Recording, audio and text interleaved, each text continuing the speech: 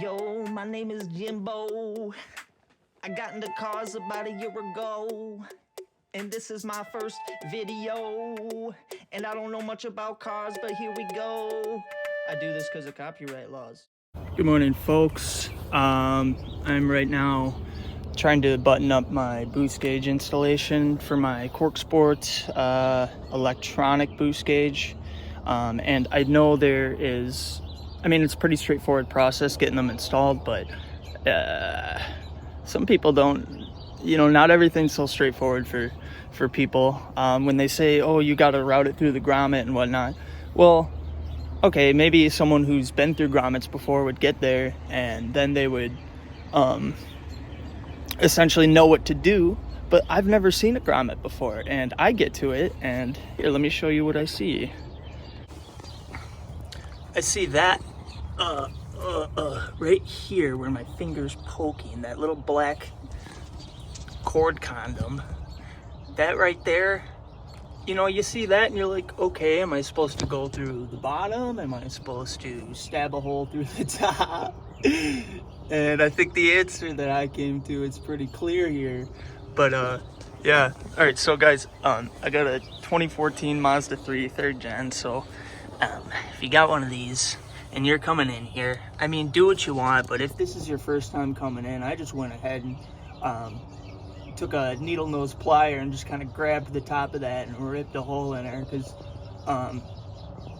you want to be careful, because if you're just cutting in there with the razor, there's wires coming through there, a lot of them, and you could potentially cut one. So just be careful when you're poking through there.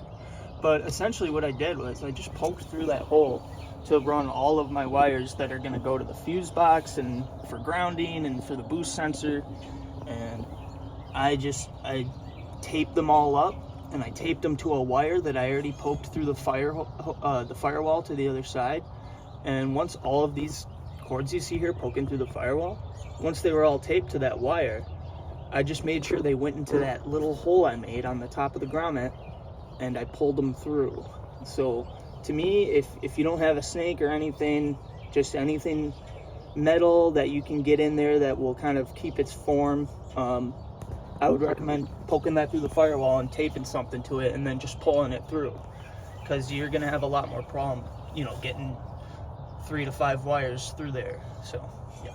Oh, and by the way, this is hopefully I'm gonna be able to tie this all up to look nicer when I'm done, but I could see it's looking like shit, but if it does, I don't care, as long as it is safe and insulated and working. So we'll figure that all out, one lesson at a time here. So yeah, take your battery out too. All right, guys, so I made this video for noobs. I'm a noob, so if you've never seen a firewall before, you don't know what to do. You don't know if you got to cut through it, blah, blah, blah, whatever. There's just little things where, people who are more experienced might tell you, yeah, just route it through the firewall, but, you don't want to keep asking them 1,000 questions and be like, okay, well, where do I stab a hole in it? Yada, yada.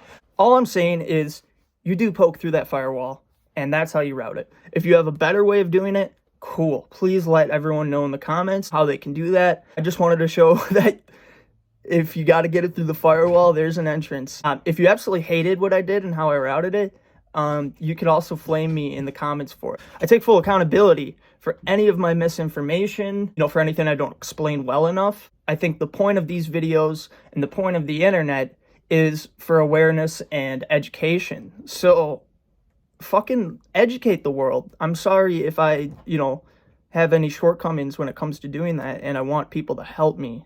So, I'm going to help people as much as I can, and if you know there's a better way, feel free to join.